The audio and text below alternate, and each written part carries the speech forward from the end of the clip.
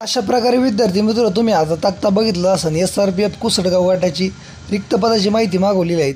साधारणतः तरी 1/1/2024 ते 31/12/2025 या दरम्यान जे विद्यार्थी मित्र रिक्त पदे झाले ज्यामध्ये सेवानिवृत्त, त्याच्यानंतर मयत, त्यानंतर बडतर्फ अशी एकूण पदं जर म्हटले तरी 293 पदे ही भरण्याची आहेत. म्हणजे रिक्त पदाची माहिती त्यांनी मागवली आहेत.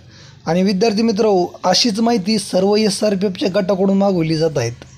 आणि लवकरच साधारणतः तरी म्हटलं तरी 10 ते 12 हजार पदाची भरती होणं अपेक्षित आहे. विद्यार्थी मित्र SRPF व्यतिरिक्त कारागृह विभाग आहेत त्यांच्याकडूनही रिक्त पदाची माहिती मागवली जात आहेत. मागेच विद्यार्थी मित्र वेगवेगळ्या जिल्हा पोलिसांची सुद्धा आयुक्तालयाकडून माहिती मागवली जायचं बऱ्याच बातम्या प्रसिद्ध झाल्या होत्या. त्यावरही आपण व्हिडिओ बनवले होते. त्यामुळं साधारणतः तरी एकूण जर म्हटलं तर जिल्हा पोलीस आयुक्तालय, त्यानंतर SRPF गट आणि कारागृह तर या 3 विभाग, तसंच विद्यार्थी मित्र जे लोहमार्ग पोलीस आहेत त्यांचीसुद्धा रिक्त पदाची माहिती म्हणजे 4ही जे विभाग आहेत त्यांच्याकडून रिक्त पदाची माहिती मागवली जात असून ही सर्व रिक्त पदाची माहिती गोळा केली जात आहेत.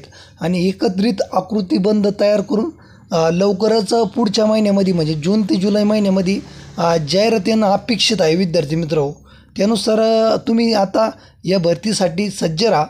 आणि विद्यार्थी मित्र ही भरती परीक्षेमध्ये शासन मोठ्या प्रमाणामध्ये रिक्त पदे भरणार की नाही या संदर्भात अजूनही काही अपडेट आलेले नाहीत. परंतु 12 ते 14 हजार पदाची भरती होणं अपेक्षित आहेत. मागे जी साम TVची जी जाहिरात आली ती बातमी आली ती त्यानुसार ही पदाची संख्या 10 हजार सांगितली होती त्यांनी. परंतु आपण अपेक्षा करतो की शासनाला विनंती करून ही जास्तीत जास्त पदाची भरती असणं गरजेचं आहे. तर अशा प्रकारे विद्यार्थी मित्र आपण पुढील माहिती देत आहोत. शेवटपर्यंत फक्त व्हिडिओ बघा. पोलीस भरती 2025 नवीन पद भरती संदर्भात महत्त्वाची अपडेट व माहिती. अपेक्षित येणारी पद भरती 12 ते 10 हजार पदे आहेत. तर हे सुद्धा कमी असून जास्तीत जास्त पदाची भरती प्रक्रिया माननीय मुख्यमंत्री देवेंद्र फडणवीस साहेब यांनी काढावी अशी अपेक्षा. ही जाहिरात साधारणतः जून ते जुलै महिन्यात येण्याची शक्यता. या येणाऱ्या भरतीत वयवाढी संदर्भात अजूनही कोणताही निर्णय झालेला नाही. त्या संदर्भात अजून कोणताही JR आलेला नाही. तर वाढती गुन्हेगारी आणि अपुरं मनुष्यबळ यामुळे पोलीस प्रशासनावर वाढता लोड आणि कायदा व सुव्यवस्थेचा प्रश्न यामुळे मोठ्या प्रमाणामध्ये भरती होणं अपेक्षित आहेत आणि झाली पाहिजे. आणि मोठ्या प्रमाणामध्ये रिक्त पदे असून आणखी मोठ्या पदाची भरती होणं अपेक्षित आहेत.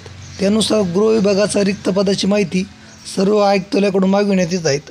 त्यानुसार लवकरच मोठ्या रिक्त पदाची भरती होईल.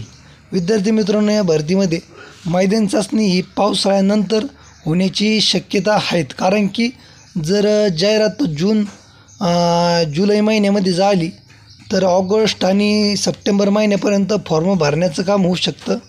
आणि त्यानंतर ऑगस्ट सप्टेंबरमध्ये फॉर्म भरणे, सप्टेंबर-ऑक्टोबर महिन्यामध्ये म्हणजे ऑक्टोबर महिन्यामध्ये प्रत्येक आयुक्तालय म्हणजे जिल्हा पोलीस आणि SRPF गट आपल्या सोयीनुसार विद्यार्थ्यांना मैदानी चाचणीला बोलू शकतात. त्यानुसार विद्यार्थी मित्र जर म्हटलं तर साधारणतः तरी तुमच्या हातामध्ये जून-जुलैमध्ये जाहिरात आली तर ऑगस्ट, सप्टेंबर, ऑक्टोबर, नोव्हेंबर महिन्यामध्ये साधारणतः तरी मैदानी चाचणी बऱ्याचपैकी जिल्ह्याची आणि SRPF गटांची पूर्ण होईल. आणि डिसेंबर महिन्याच्या शेवट विद्यार्थी मित्र डिसेंबर महिन्याच्या शेवट साधारणतः तरी सर्व जिल्हा पोलीस आणि SRPF गट त्याच्यामध्ये काही कारागृह राहील यांची डिसेंबरच्या एंडिंगपर्यंत सर्वांची मैदानी चाचणी विद्यार्थी मित्र पूर्ण होण्याची शक्यता आहे. जर जाहिरात एवढ्या 2 महिन्यात आली तर बरं का विद्यार्थी मित्र, नाहीतर याचं वेळापत्रक पुढे ढकललं जाऊ शकतं. तर आपण एक साधारणतः अंदाजच धरलं जर पुढच्या महिन्यामध्ये जाहिरात आली तर डिसेंबरच्या एंडिंगपर्यंत मुंबई वगळता फक्त मुंबईची मैदानी चाचणी ही जानेवारी-फेब्रुवारी महिन्यात होईल. परंतु इतर जे मुंबई वगळता जे बाकीचे जे जिल्हा पोलीस आयुक्तालय आहेत आणि SRPF जे गट आहेत यांची 90% मैदानी चाचणी डिसेंबरच्या एंडिंगपर्यंत होईल. त्यानंतर या सर्वांचं लेखी परीक्षेचं नियोजन हे जानेवारी महिन्यामध्ये जाऊ शकतं आहे. विद्यार्थी मित्र जानेवारी-फेब्रुवारी महिन्यामध्ये प्रत्येक आयुक्तालय, पोलीस, जिल्हा पोलीस आयुक्तालय आणि SRPF गट तसंच कारागृह आपल्या सोयीनुसार लेखी परीक्षेच्या तारखा विद्यार्थ्यांना देऊ शकते. त्यामुळं साधारणतः जरी म्हणलं तरी विद्यार्थी मित्र, ही गोष्ट तुम्ही सरासरी लक्षात घ्या की सर्व जिल्हा पोलीस आयुक्तालय आणि SRPF गट आणि कारागृह यांची डिसेंबर एंडिंग लेखी मैदानी चाचणी पूर्ण होईल आणि या सर्वांची लेखी परीक्षा जानेवारी ते फेब्रुवारी महिन्यामध्ये पूर्ण होईल.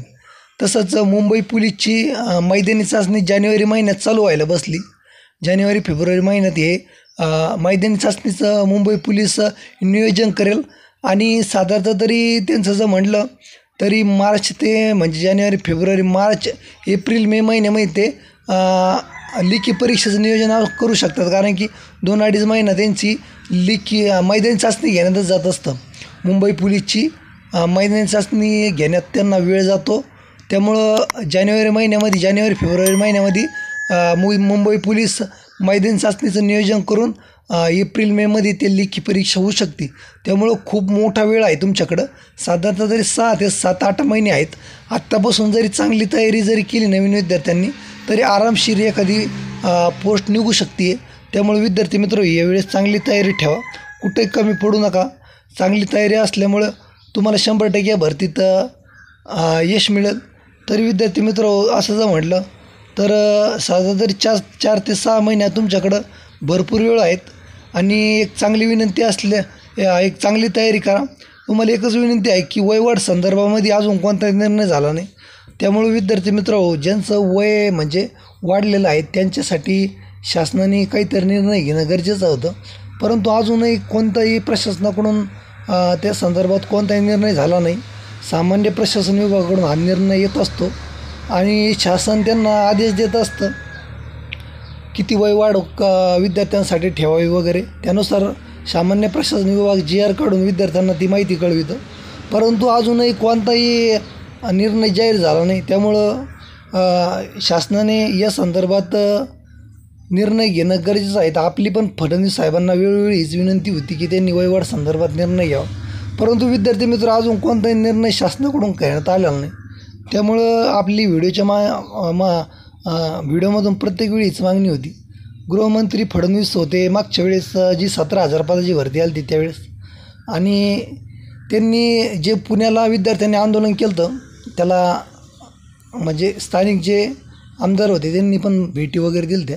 तर त्याची कुठंतरी शासनाने दखल घेणं गरजेचं होतं. परंतु शासनाने तशी दखल घेतली नाही आणि वयवाढ संदर्भात काही ते तोडगा निघणं गरजेचं आहे. तसा तोडगा या भरतीमध्ये निघन की नाही विद्यार्थी मित्र याची गॅरंटी नाहीत. शक्यता खूप कमी आहे वयवाढ संदर्भात वाढन म्हणून. तरी आपण फडणवीस मुख्यमंत्री साहेबांना हीच विनंती करतो आहे की त्यांनी विद्यार्थ्यांसाठी वयवाढ दिली पाहिजे.